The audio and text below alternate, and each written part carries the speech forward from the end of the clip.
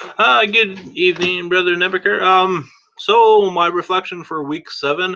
Um, yeah, a couple of interesting cases this week. The first one with I think what is it called? The Brad Stewart.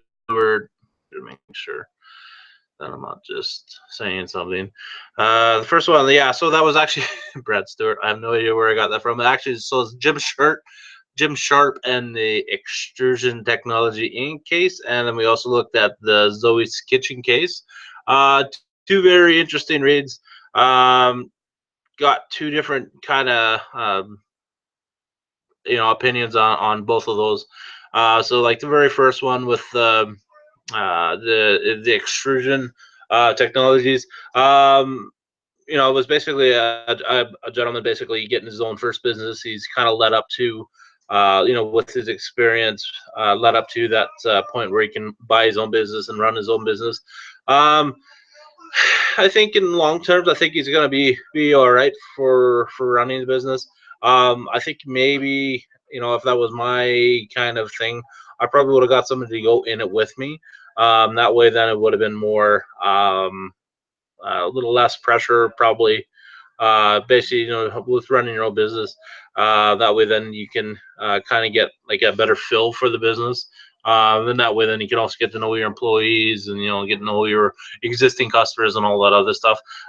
So for the second one, for the Zoe's, um, kind of looked at that as kind of like uh, if you look at a business that's like has that that ambition to exceed and basically ready to go on, but in terms that they're not really ready to go on, they're actually really they're too small. And why would they even think about even trying to basically go into the public investor place anyways? Because it makes no sense from my opinion. Plus last week, like we read on my write up about Zoe's, that I said, like like my last semester I did a marketing class, and basically we did Chick-fil-A as one of our restaurants that we were actually looking at. And one thing similarities that I found with them and Zoe's is they're not in all the right places. I feel like they well, and I'm sorry, and then there would be the difference of them.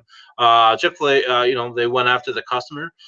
Zoe's only seems to be basically all in the east, and some in Texas, and a little bit in Arizona or New Mexico.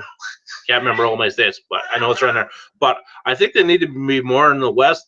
I just think if they want to be start selling themselves and start being on the stock market and all that, they need that exposure. They need to be out there. Anyways, that's what I kind of got for this week. Look forward to doing my group meeting here in a couple minutes.